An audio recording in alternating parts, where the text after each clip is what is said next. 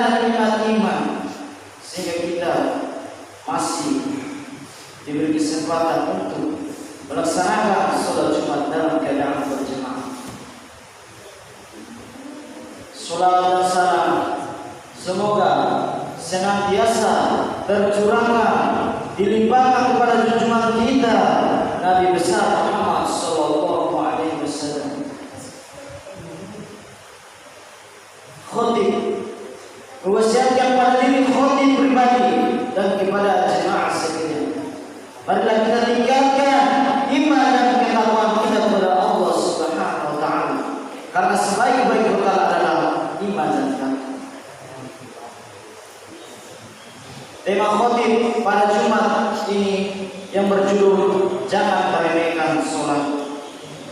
Ma'asyiral muslimin sidang jemaah Jumat rahimakumullah. Allah Subhanahu wa taala telah mewajibkan hamba-Nya untuk melaksanakan sholat lima waktu. Bahkan sholat dijadikan sebagai standar kebaikan amal soleh seseorang. Rasulullah sallallahu alaihi wasallam bersabda, "Inna awwalu ma yuhasabu bihi al-'abdu bis-salati fa in salahat faqad aflaha wa anbaha wa in fasadat faqad khaba wa khasara." Sesungguhnya yang pertama kali dihisab seseorang adalah salatnya, maka jika baik ia telah beruntung dan berhasil, dan jika rusak salatnya maka ia celaka dan merugi. Salat memiliki kedudukan tinggi dalam Islam dan merupakan salah satu rukun dan fondasi dari fondasi Islam. Rasulullah sallallahu alaihi wasallam bersabda, "Bunyal Islam ala khamsin, syahadat an la ilaha illallah wa anna Muhammadar Rasulullah wa iqamis shalah wa ita'iz zakah wal hajjil bait wa shaum Ramadan." Bukhari Muslim. Islam dibangun atas 5 hal. Syahadat bahwa tiada ilah yang berhak diibadahi kecuali Allah Subhanahu wa taala, dan bahwa Muhammad adalah utusan Allah. Kemudian mendirikan sholat, menunaikan zakat, melaksanakan haji ke tanah haram yaitu Mekah, dan shaum di bulan Ramadan. Hadis di atas menunjukkan tingginya sholat, posisi sholat dalam Islam, dan sebagai salah satu rukunnya. Yang terpenting setelah syahadatain, sholat juga merupakan amal yang paling afdal setelah syahadatain. Hal ini dikarenakan sholat adalah salah satu ibadah yang paling lezat dan paling indah, yang mengumpulkan berbagai macam bentuk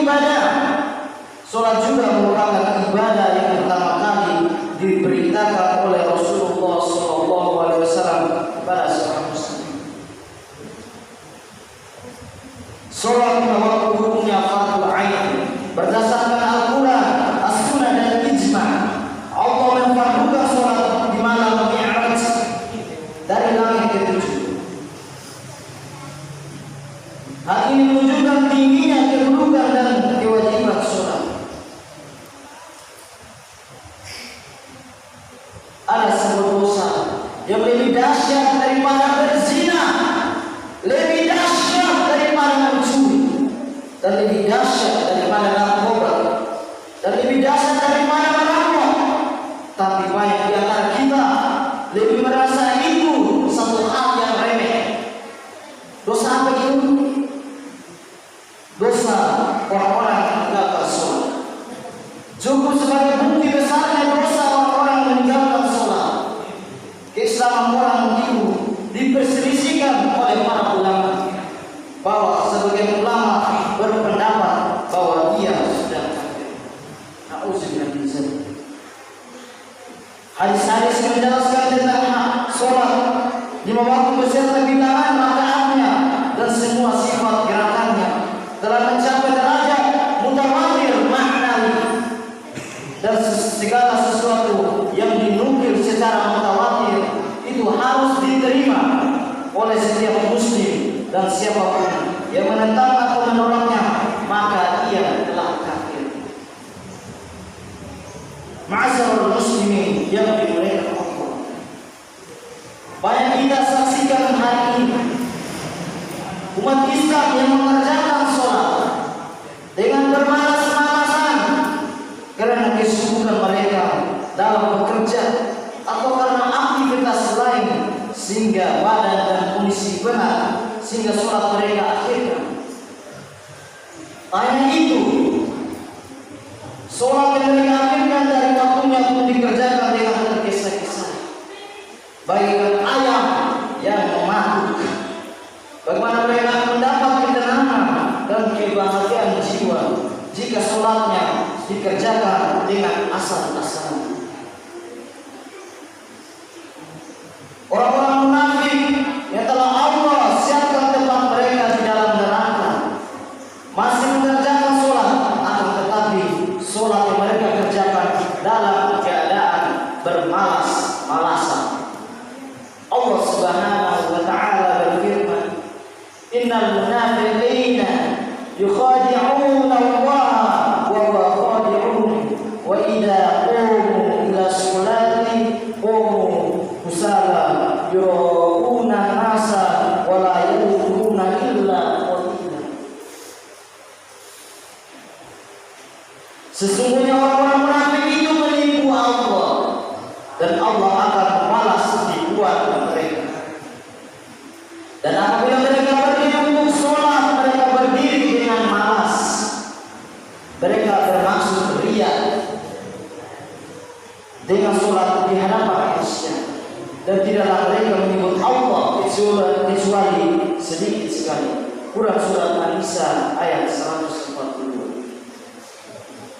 Dalam ayat yang lain Allah Subhanahu wa ta'ala juga berfirman, wa ma mana'ahum an tuqbala minhum nafaqatuhum ila annahum kafaru billahi wa bi rasulihi wa la ya'tuna salata illa wa hum kusala wa la yunfiquna illa wa hum karihun.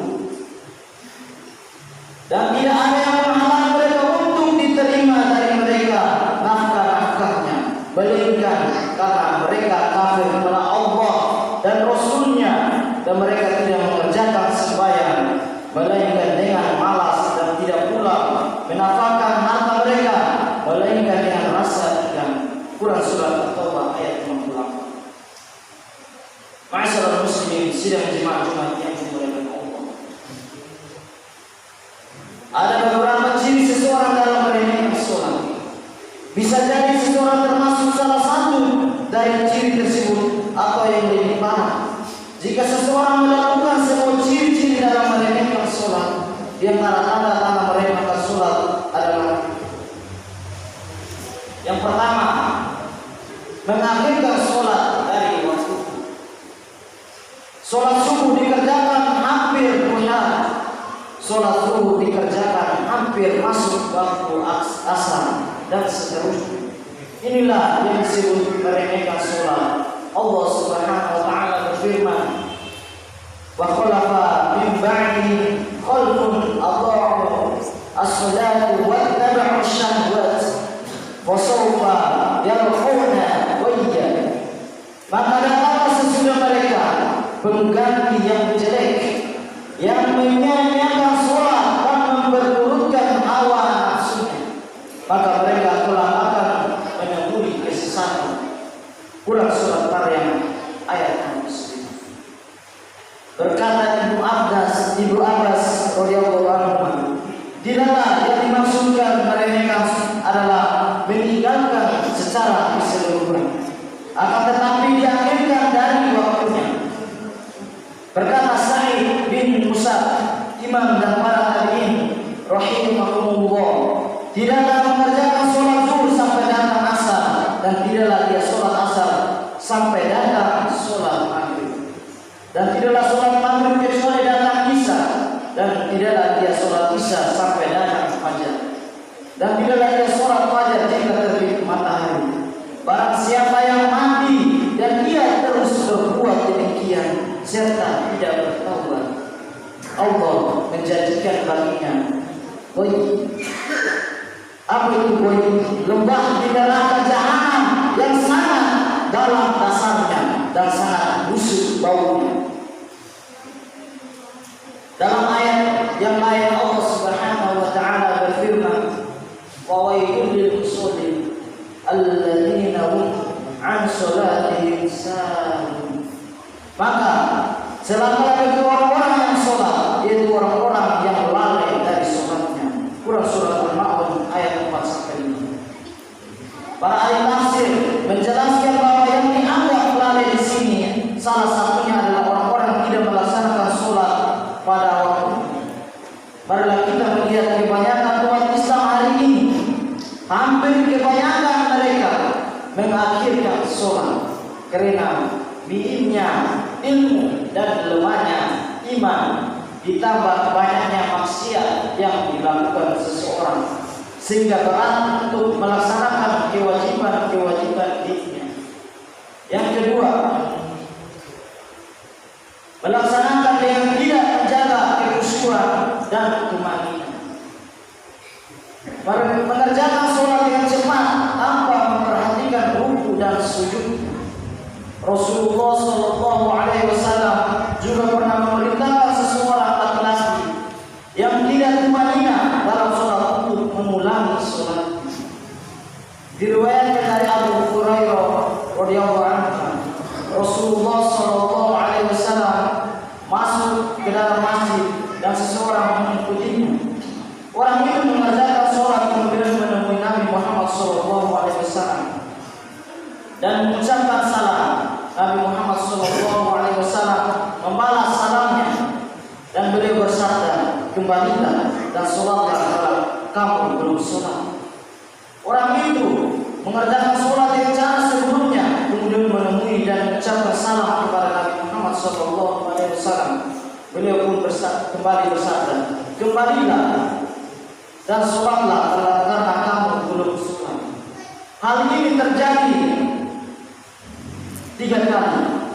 Orang itu berkata, demi Dia yang mengutus engkau dengan kebenaran, aku tidak dapat mengerjakan sholat dengan cara yang lebih baik. Selain dengan cara ini, ajarilah aku bagaimana cara sholat.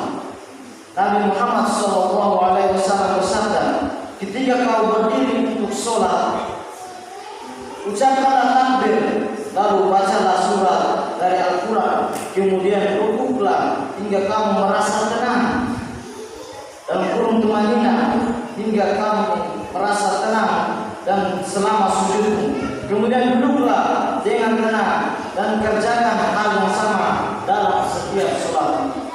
Dalam hadis yang lain, Rasulullah SAW juga bersabda, la yanzurullahu illa sholati rajulin la yuqimu sulbahu baina ruku'ihi wa sujudihi. Allah tidak akan melihat sholat seseorang yang tidak meluruskan tulang punggungnya ketika rukuk dan sujud. Yang ketiga, tidak melaksanakan sholat wajib dengan berjamaah di masjid.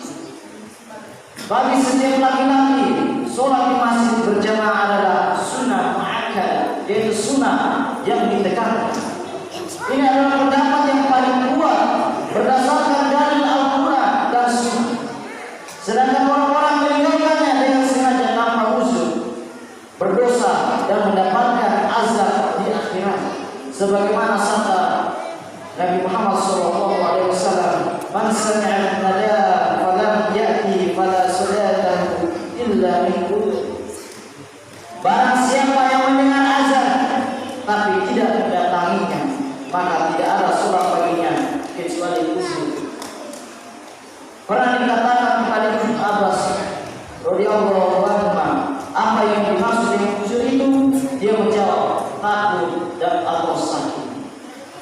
Dalam Sahih Muslim dari Abu Hurairah radhiyallahu anhu bahwa Nabi Muhammad SAW didatangi oleh seorang laki-laki buta.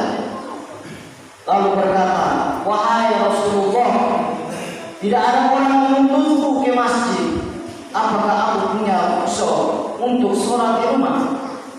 Kemudian beliau bertanya, "Apakah engkau mendengar seruan untuk sholat?" Dia menjawab, "Ya." Beliau bersabda lagi, "Kalau begitu, penuhilah." Dalam As-Sahihain dari Abu Hurairah radhiyallahu anhu, Nabi Muhammad SAW bersabda, "Sungguh aku sangat ingin memerintahkan sholat untuk didirikan. Lalu aku perintahkan seorang laki-laki untuk mengimani. Didirikan, lalu aku perintahkan seorang laki-laki untuk mengimani orang-orang. Kemudian aku berangkat bersama beberapa orang laki-laki dengan membawa beberapa ikat kayu bakar kepada orang-orang yang tidak ikut sholat. Lalu aku bakar rumah-rumah mereka dengan api tersebut." Hadis-hadis ini menunjukkan bahwa sholat jamaah termasuk kewajiban bagi kaum laki-laki dan merupakan kewajiban yang paling utama, dan bahwa yang menyelisih berhak mendapatkan siksaan yang menyakitkan. Kita memohon kepada Allah semoga memperbaiki kondisi seluruh kaum muslimin dan memberi mereka petunjuk ke jalan yang berbeda. Masyaallah muslimin, jemaah Jumat rahimakumullah. Kami kisahkan sholat yang dilakukan oleh para salaf agar kita bisa mencontoh mereka. Mungkin kita masih teringat dengan Urwah bin Zubair yang betisnya terkena pedang tajam, lalu para tabi'in berkata kepadanya, "Tidak ada cara untuk mengobati kecuali dengan memotong." Lantas apakah yang dilakukan Urwah? Dia tengah berhadapan dengan ketentuan Allah dan tidak ada cara untuk menghindari kecuali hanya sabar. Tapi lalu menyarankan agar Urwah menggunakan sesuatu yang bisa menghilangkan rasa sakit tatkala betisnya dipotong. Tetapi apa jawaban Urwah? Ia berkata, "Demi Allah, saya tidak akan menggunakan sesuatu yang menghalangi akalku untuk berzikir kepada Allah Tabaraka wa Ta'ala." Urwah lalu berkata kepada para tabi'in, "Bila saya telah menjalankan sholat, kemudian saya sudah dalam kondisi duduk untuk membaca dan bertasyahud, potonglah betisku, karena sesungguhnya saat itu saya merasa berada di hadapan Allah. Tidak ada dalam hatiku kecuali Allah Tabaraka wa Ta'ala." Urwah kemudian melaksanakan sholat. Kemudian Urwah membentangkan betisnya sedang dia dalam keadaan duduk membaca tasyahud. Dan setelah mengucapkan dua salam, dia menanyakan kondisinya, "Apakah kalian telah selesai memotong?" Mereka menjawab, "Ya." Mereka lalu membawa Urwah ke rumahnya sementara darah masih menetes dari betisnya.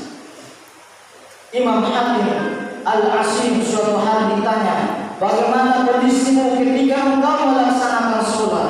"Wahai Hakim," dia menjawab, "ketika saya melaksanakan sholat, saya jadikan Ka'bah adalah di hadapanku, kematian berada di belakangku, dan akhirat di bawah dua telapak kakiku, surga di sebelah kananku dan neraka di sebelah kiriku. Dan saya merasa Allah mengawasiku, lalu saya sempurnakan rukuk dan sujudnya. Kemudian bila saya telah mengucapkan salam,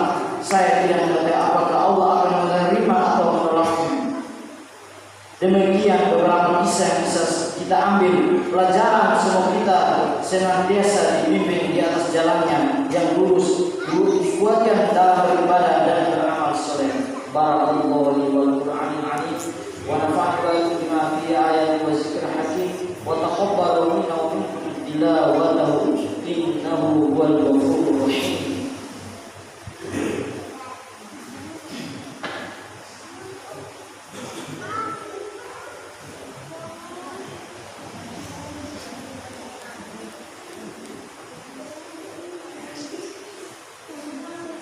Alhamdulillah nahmaduhu wa nasta'inuhu wa nastaghfiruh wa na'udzu billahi min shururi anfusina wa min sayyiati a'malina may yahdihillahu fala mudilla lahu wa may yudlil fala hadiya lahu.